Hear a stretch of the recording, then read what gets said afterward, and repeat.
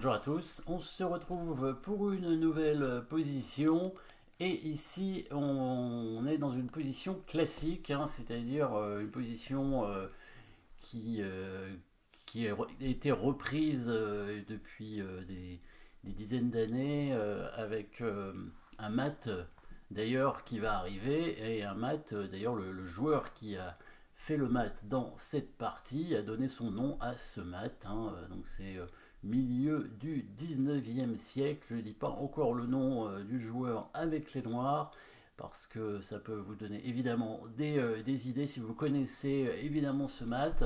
Et on va analyser la position pour voir quel est le problème ici avec la protection des rois, bien évidemment. Le fou blanc hein, en direction, le fou de case blanche en direction du roi blanc qui contrôle les deux cases du roi. Donc le roi blanc n'a pas de case à sa disposition. Évidemment, on est quand même assez loin de pouvoir faire un échec.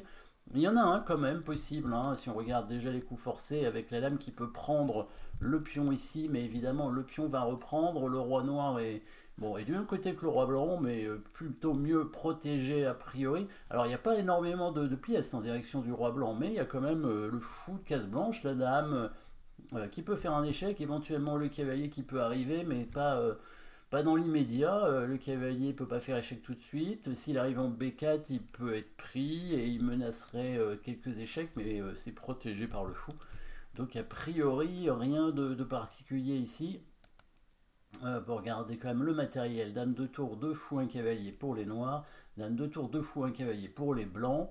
6 pions noirs, 6 pions blancs, ou ce qui était matériel. Bon voilà, donc tout se joue évidemment sur la protection du roi ici, hein, et on a remarqué cet échec possible, mais évidemment, il y a le pion qui prend la dame, et ça va libérer d'ailleurs une case pour le roi, sauf que si le roi blanc est en échec à nouveau, et que cette case justement en B2 hein, est libérée et contrôlée par une pièce, et ben ce serait mat bien évidemment. Et qu'est-ce qui pourrait faire mat? Qu'est-ce qui pourrait faire échec au roi blanc et en même temps contrôler cette case?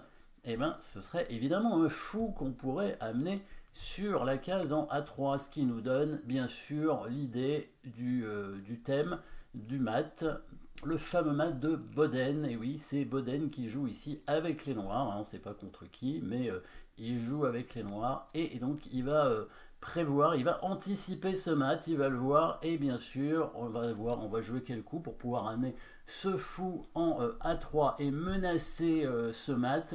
Et ben on avance évidemment le pion ici pour libérer la diagonale du fou, bien évidemment. Le pion qui avance, avec bien sûr la menace discrète dame prend pion échec, mais aussi une autre menace, et c'est ça qui fait gagner la partie, bien sûr, même si les blancs voient la menace discrète, et ben ils vont de toute façon perdre le fou, parce que le fou ne peut pas bouger en protégeant la menace.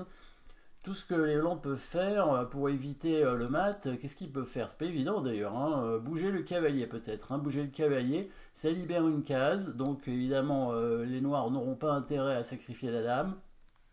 Après, bon bah les noirs vont prendre le fou évidemment, hein, et le cavalier en lui-même ne va créer aucune menace. Euh, pas énormément de possibilités hein, en dehors, hein. Protéger la case C3, il faudrait bouger le fou de case noire, mais il n'a pas de bonne case, hein, ce fou de case noire. Peut-être cavalier, à mon avis, il n'y a que ça. Hein, cavalier B3, pion prend fou et cavalier D4, mais évidemment, les blancs ont une pièce de moins et n'ont même pas récupéré le pion.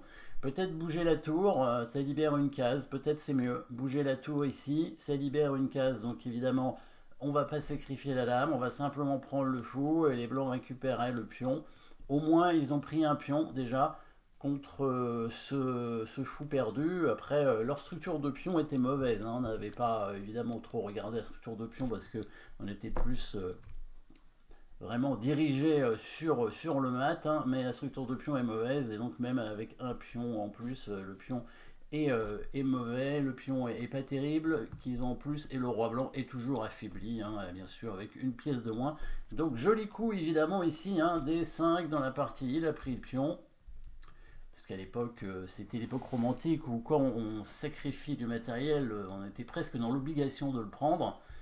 Et hop, dame prend pion échec, B prend C3, et fou à 3 maths, voilà, le mat de Boden, avec donc cette partie qui date de 1860, Londres 1860, Boden, qui a fait ce mat avec les deux fous et qui a donné son nom à ce mat d'ailleurs. Hein, si vous regardez par exemple le livre L'art de faire mat, vous trouverez cette position avec le mat de Boden.